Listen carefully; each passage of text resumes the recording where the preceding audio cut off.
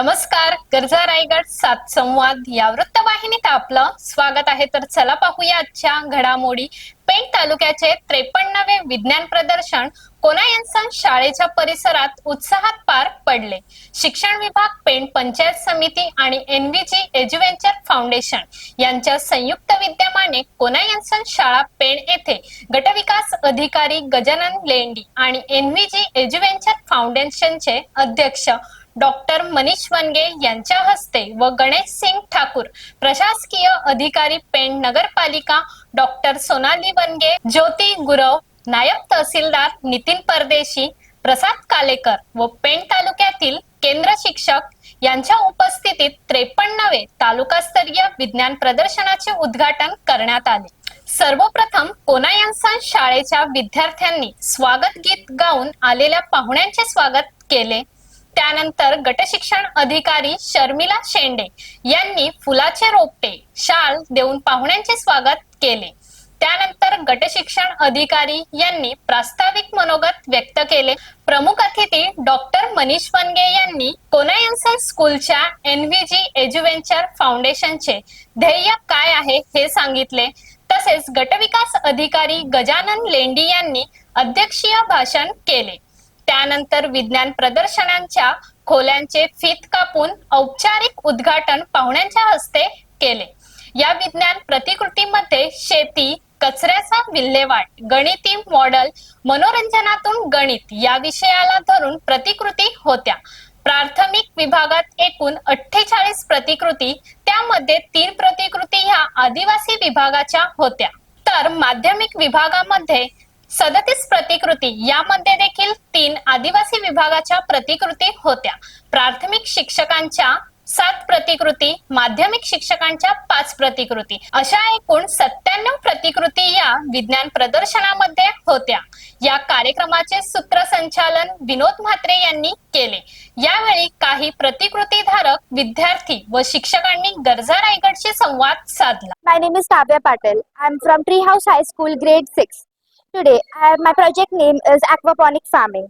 Aquaponic farming is a smart system where plants and fish grow together in one connected system, working in a natural cycle that runs continuously.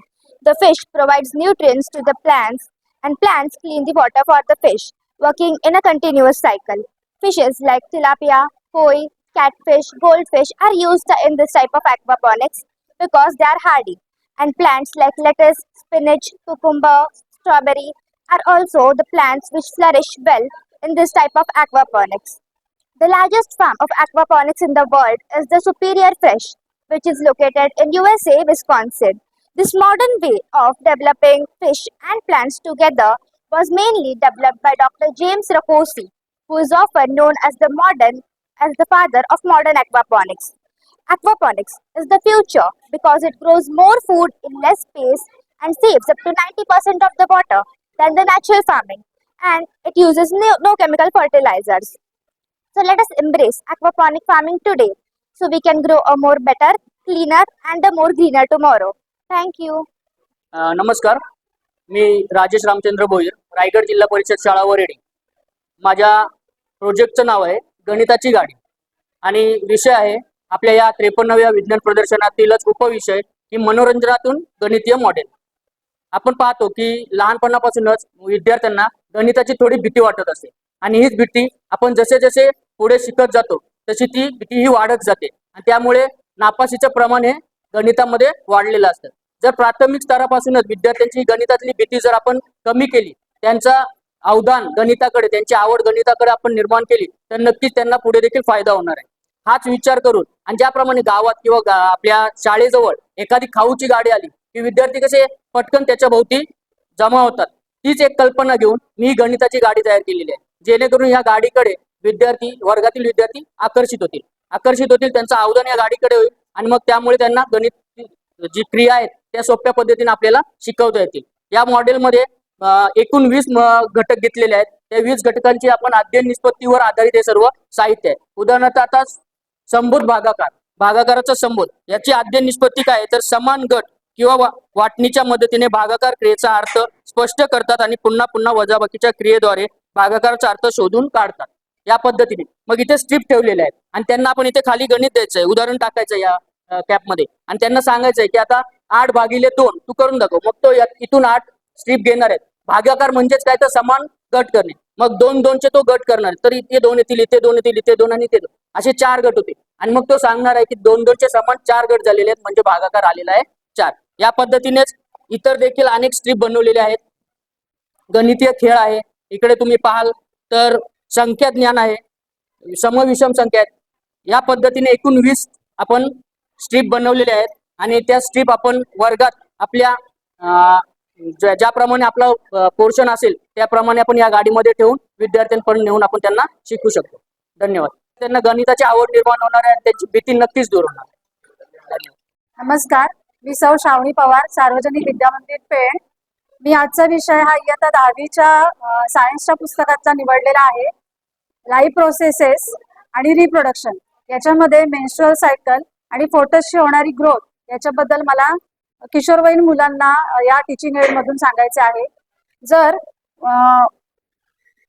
दर महिन्याच्या पहिल्या 15 जर एक sale fertilise झाली नाही तर ती पुढे मृत पेशी म्हणून काम करते आणि त्याच्यानंतर ही जे अस्तर विणलं जातं ते नंतर रक्तस्रावाच्या स्वरूपातून बाहेर पडतं. याला आपण मासिक पाळी किंवा ऋतुचक्र म्हणतो. जर असं घडलं नाही तर फोटस, आणि ही प्रत्येक महिन्याला किंवा प्रत्येक वीक मध्ये म्हणू शकतो आपण, ह्या फोटस गर्भाशयात वाढत असताना त्याच्या ऑर्गन मध्ये कोणती वाढ होते किंवा कोणते अवयव डेव्हलप होतात, इथून आपण प्रत्येक वीकचं असं सांगू शकतो. त्याच्यानंतर सायमल्टेनियसली जेव्हा फोटसची ग्रोथ होत असते तेव्हाच प्लासेंटा हा जो आई आणि बाळाला जोडणारा प्लासेंटा आहे, नाळ, त्याच्यामधून फूड किंवा न्यूट्रिशन हे बाळाला मिळत असतात आणि तो त्याच्यावर पूर्ण पोषण त्याचं गर्भाशयात होतं. सायमल्टेनियसली तेव्हाच बाळाच्या शरीरातील कार्बन डायऑक्साईड किंवा जे वेस्ट सबस्टन्सेस ते सुद्धा इथे प्लासेंटामध्ये जमा होतात.